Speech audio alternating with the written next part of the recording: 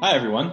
My name is Jesse Toufexis, and it is my pleasure to welcome you to the 9th episode of Meet the Author, presented by the Association for Canadian Jewish Studies. Our featured authors today, there are three, are Andrea Knight, Paula Draper, and Nicole Bryck, who are joining us to discuss their excellent new book, The Tailor Project, How 2,500 Holocaust Survivors Found a New Life in Canada. Before I tell you more about Andrea, Paul, and Nicole, and introduce our special guest interviewer, Frank Bialystok, a few words about the Association for Canadian Jewish Studies.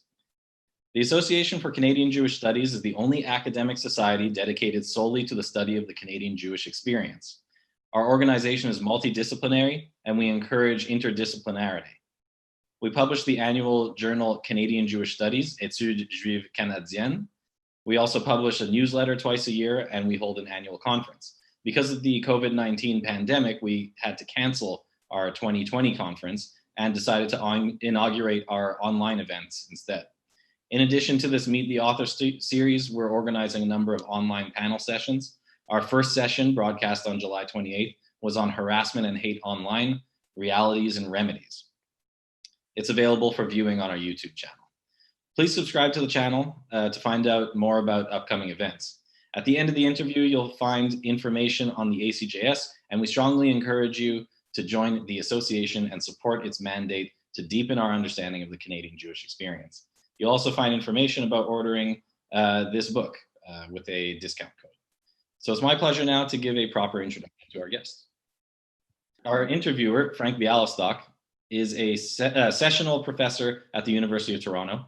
From 1999 to 2009, he was in the Department of History and at the Centers for Canadian Studies and Jewish Studies since 2005. His doctoral dissertation, Delayed Impact, the Holocaust in the Canadian Jewish Community, was published in 2000 by McGill Queen's University Press. It was awarded the prize for Best Book on Canadian Jewish History. His book on the history of the Jews of Canada is scheduled to be published by the University of Toronto Press next year. Frank, welcome to the show, and thanks for doing this. Thank you very much. And now to our authors. Andrea Knight has been a writer and editor for more than 30 years. In addition to her focus on Holocaust history, she currently works with the Feminist History Society, documenting the history of second wave feminism in Canada. She co-founded the New Jewish Press at the University of Toronto, and for a number of years was managing editor of the Azrieli series of Holocaust survivor memoirs.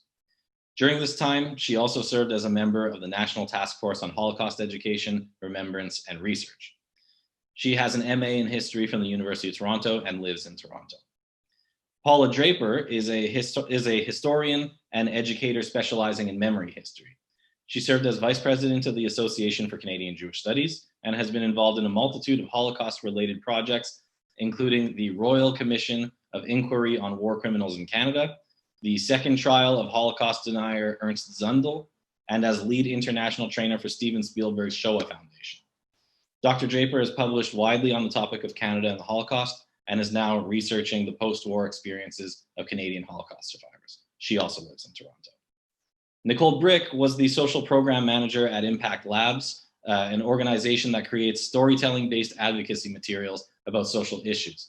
This was her first experience doing Holocaust research, and she found it very moving to hear about the incredible and awe-inspiring lives of these survivors. Andrea, Paula, and Nicole, welcome to the show. Thank you. Thank you.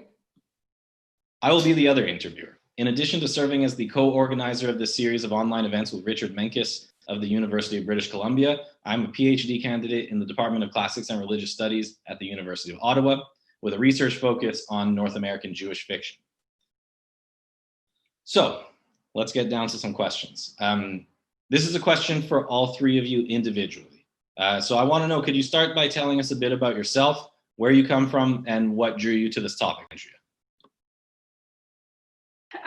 My name is Nicole, and I didn't really have any background in Holocaust research. I was working at a consulting company in Toronto called Impact, and my boss, Paul Klein, was a very good friend of Larry Enkin. And Larry Enkin came to him one day and said, you know, I've heard these stories from my father about a group of tailors that came over to Canada And in fact, when I was working at Copley in Hamilton with my father, one of the tailors who had come through the program came into Copley to ask for some advice. And Max turned to the tailor, Max Enkin, and said, sorry, I'm a bit nervous. No, go for it. Max turned to the tailor and said, how come I haven't met any of the other tailors who came through the program? And the tailor looked at him and said, well, many of us were not actually tailors. And that kind of got Larry thinking and wondering, well, what had happened to all of these tailors? So Larry had kids, he was busy with his job and his career, and he came decades later to Paul and said, do you think that you would take on this project and see if we could find out what had happened to this group of tailors that my father helped bring to Canada through this program after the war? And when my boss came back to the team and started telling us about this, we really had no idea what would come of this. But I'd always been interested in the Holocaust, and I immediately jumped on it and said, I'd love to take this on and see what we could find out. And in the first few days, all we had were names of people who'd come over on ships. And I remember that was one of the first things that was extremely moving for me, because all it was names typed up on a list. But what it really meant was that this was a ticket, an opportunity for them to rebuild. And I had so many more moments like that throughout the project, but I was hooked at that point. Amazing. Paula? My research for the last several decades has been multi-pronged, looking at both Canada's immigration policy regarding Jewish refugees and Holocaust survivors, looking at the Canadian Jewish community and how it struggled to first rescue the Jews from Europe and after the war bring survivors over. And also during the war, my thesis topic was about a group of Jewish refugees who were interned here during the war. So that put the Canadian Jewish community in a sort of awkward position. And finally, my other major area of research has been the post-war experience of Canadian Holocaust survivors. So the Tailor Project brought all those three areas into my view, and I was able to write the historical sections of this book. Great. Andrea? Well, as your introduction said, I've almost as long as I've been an editor and writer, I've worked on various Holocaust projects, and certainly at the Israeli Foundation when I worked on Holocaust survivor memoirs.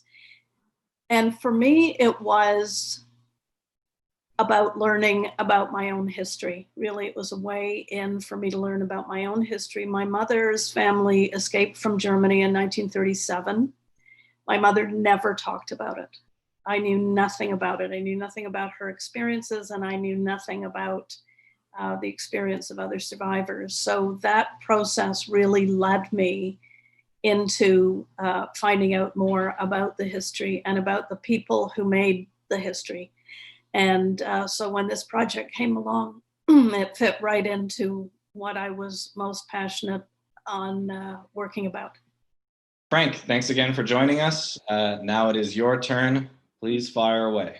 Thank you very much. I've got a few questions and then I've got a few comments on the book. How many of the people on the project are still alive today? Do you have some sense of that, of the 1,000 or so? We didn't connect with all 2,500 families. And so there's no way that we'll really know. It ended up being that we connected with just over 130 families, and I think 10 of them had survivors who'd come through the project who were still alive. And some of those were people who came as wives of tailors.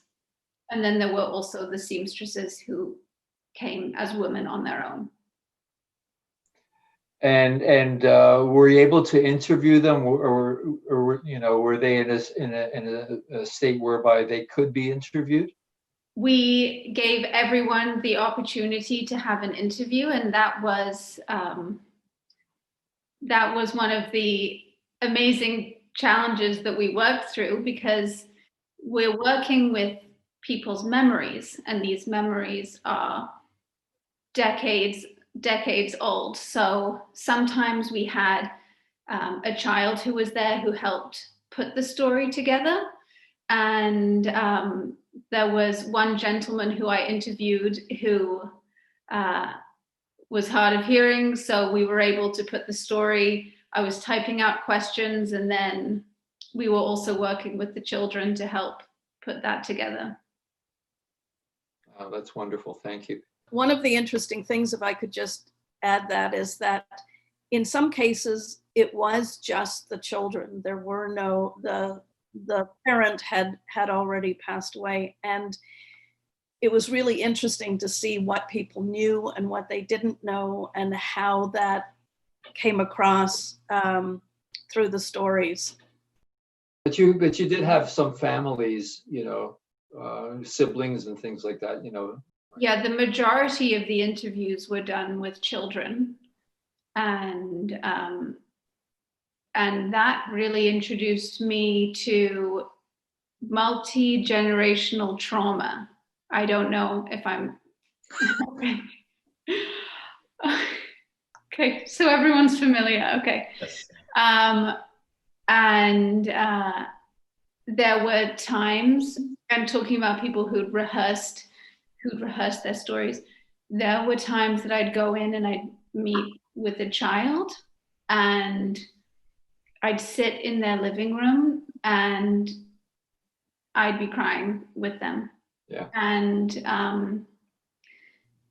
I told those people, I said, there's going to be a day when all the survivors are gone, and the children need to, or the children who are able to, need to be able to continue to pass on this story. And it was something that I thought about when we were writing the book, is that, has this story been told? I was asking myself, why do we need to continue talking about the Holocaust? Sure. And I'm not Jewish, so I had a different experience than someone who maybe grew up talking about the Holocaust from, since the day they were born. And there were so many things that I remember thinking, we have not taken as much as we can learn about this historical event. We have not taken all of the learnings away. There are still so many things we need to learn about as a society, how we treat others, talking about people, putting people in camps where, and it is kind of sad to think how much have we taken away. Not nearly as much as I think we should have. And so if we can get the second generation to continue to talk about it, and not just within the Jewish community, outside, and go to schools and whatever they can do, it's so valuable. I mean, it's an interesting, brings in some interesting issues around memory to work with second generation, because, the Israeli series had a policy of only using first-person accounts, and so we didn't get much from the second generation. And even with the survivors, there are, as we all know, lots of memory issues and lots of complicated memory issues for various reasons. And now with the second generation, in families like mine where it was never discussed. So when it becomes a focus, as it now has to be because there are fewer survivors, it's very interesting and complicated memory questions, because that they're getting what their parents told them. And in some cases, we had to deal with second generation who had done their own research. And so they wanted to tell you all they knew about the history. And we had to sort of pull it back and say, no, we want to know what you heard firsthand from your parent. Yeah, and it came across really well. Paula, you've been doing this work for a long time. Were there some surprises as you were doing the research, some surprises in terms of whether it was the work of Jewish organizations, the stories of the tailors or would-be tailors, or pretend tailors or whatever? Or were you hearing essentially the same kinds of things as you had been researching over the past decades? Well, a lot of this work was done by Draper and Abella in None is Too Many, and by you and your work. The opportunity I had was to go deeper into the story and look at sort of the everyday issues that came up and the personalities that were involved. And what I found, there were two things that really, well, maybe three that I was really entertained by, let's say. One was looking at the private papers that Nicole had collected from a couple of the commission members. Some of the papers were already available, but some had never been seen before. And to read, for instance, letters home by one of the commission members talking about his personal experiences going into, for instance, the Belsen DP camp, going to the memorial there and being just overwhelmed by what he saw. And the other thing is that almost all of these men, at least three of them themselves, had been born in Europe, and therefore had and the other two were children of immigrants. They were all very deeply rooted in that world. So for them to be able to write about what they saw and how they experienced it, I found very moving, because we read about people who come to the camps at liberation and are horrified by what they see. But in this case, we had people coming to the DP camps, which everyone assumed were great because everyone had survived and they were there and they were beginning to live again, and they weren't great. They were pretty horrible. The conditions were shocking. So that I found very interesting. And the humorous part was that they would, I had one of them wrote back to his family that he lost 22 pounds because the food was so terrible. And another one wrote back that he was gaining weight because all they ate was potatoes. And the other thing that struck me is I knew the story about Joseph Klinghoffer, who had eventually come here. He was a survivor. He'd come on the Tailor Project, and he ended up working for Canadian Jewish Congress for many years. And he was a very well-educated Polish Jew. And I knew the story, but he had told on one of the interviews that we had done in Toronto about how he went to Max Enkin, the commission member, and said, doesn't Canada need some intellectuals, not just tailors? And so he told his side of the story. And because we had access to interviews that Max Enkin had done, audio interviews done before he passed away, I had the other side of that story. And I was so excited to be able to put those two perspectives together. Nicole, please talk to us about the relationship that you developed with Larry Enkin. Larry is so passionate about this story. And we spent hours and hours together because he wanted to go with me to the interviews and interview as many families as he could. And what was incredible is that he loved meeting the families, but the families really loved meeting him too. because there was this connection, although Larry wasn't involved. Yeah. And sometimes they wanted to give him a hug and say thank you. And yeah, and it was really Larry's idea to start the book. That was something he'd always envisioned out of this. And yeah, he was as involved as he possibly could be, which was wonderful, because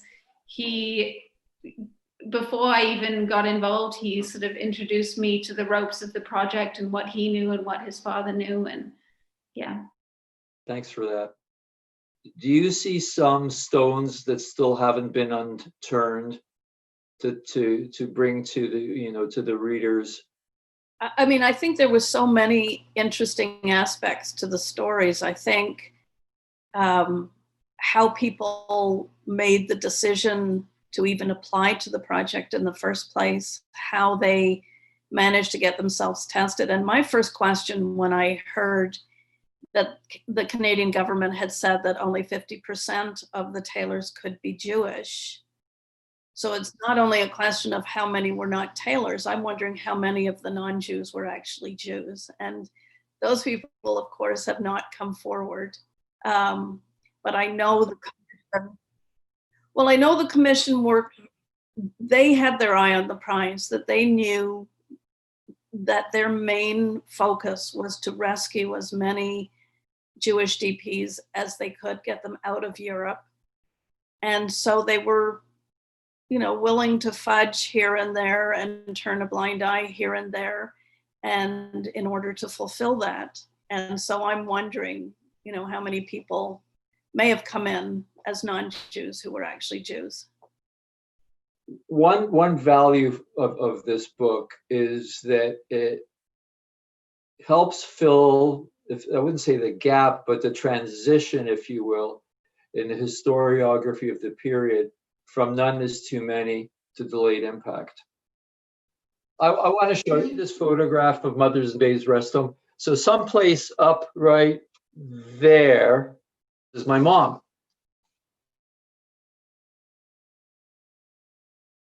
When I started getting involved in Holocaust research and reading stories and doing all of that stuff, and became, quite obsessed with it.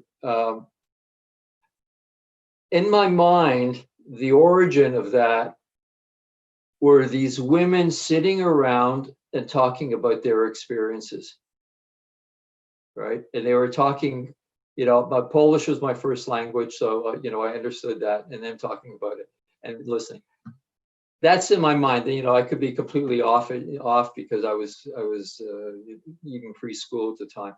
But seeing this photograph is really important, right? Seeing my mom in it. Thank you, Frank. I'm so thrilled because that picture of the mothers and children is such a beautiful photo, and it wasn't anywhere near going to be in there until we found we had extra pages. I'm just wondering where I was. Well, we're only, just so you know, we were only concerned at how it would reproduce in the book. And when we initially thought it was going to be a more standard format, we were concerned that if it was reduced to fit on a sort of 9 by 12 page, it wouldn't work. So. And we were told to have pictures with as few people in them as possible. Yes. Yeah. Kolakavod, it's really a good piece. Thank you. I have just one more question, if I may. The book is laid out in a really interesting way. It's quite large and wide. There's lots of photos. It looks and feels almost like a museum exhibit. So I was just wondering if that was purposeful and what the idea was behind that for laying it out in the way that you do. Well, part of that has to go back to the publisher who ultimately had that decision. We had discussions all along, and in fact, we showed them the book Immigrants and said, this is the kind of book we have in mind. And I think they did follow some of that. It would make a wonderful exhibit. That hasn't been discussed. I don't know if that's in the cards or not. So it really was. I mean, I had a picture. I guess I was the one mainly responsible, other than the designer, of putting the book together. And I certainly had this idea of weaving the stories and the historical sections together so that there was, you know, it was an illustration of, they were each illustrations of the other. And so it made it one whole, as opposed to just stories and just history. So I guess I can take responsibility for that. But yeah, other than that, I think that's really how the book came together. The Immigrants book was written by Hesh Troper and Bob Harney. Both of them were my thesis advisors. And it's what drew me to looking at social history. And so when we were talking about the book, I brought in a copy for the publisher to take a look at. And then the book came out, and I handed Hesh a copy. He said, "I don't like this format." Hesh was contrary. I can't believe it. That's funny. On the note of doing an exhibit, it was something that kept on playing in my head, because so many of these families have the most incredible artifacts that are sitting at home. And some of them were saying, you know, my kids don't want them. You know, I'm worried that they're going to get lost. I have no idea what to do. So I kept on saying, make a donation to the Jewish archives, please. They will preserve them. You can access them whenever you want. But really interesting things, like one woman in particular had an accordion that her mother had bought her when she was in a DP camp, and she'd wanted her daughter to learn music. And this woman had kept it this whole time. It was amazing. Great. All right. Andrea, Paula, Nicole, this has been wonderful. Thank you so much for doing this with us. Thank you for having us. Yes, thank you. Frank, thanks so much for taking the time to be a guest interviewer. My pleasure. Thanks, Jesse. And I am Jesse Toufexis. Please keep watching so you can find out more information about joining the Association for Canadian Jewish Studies, and to get ordering information and a discount code for the Tailor Project. Stay safe, stay healthy.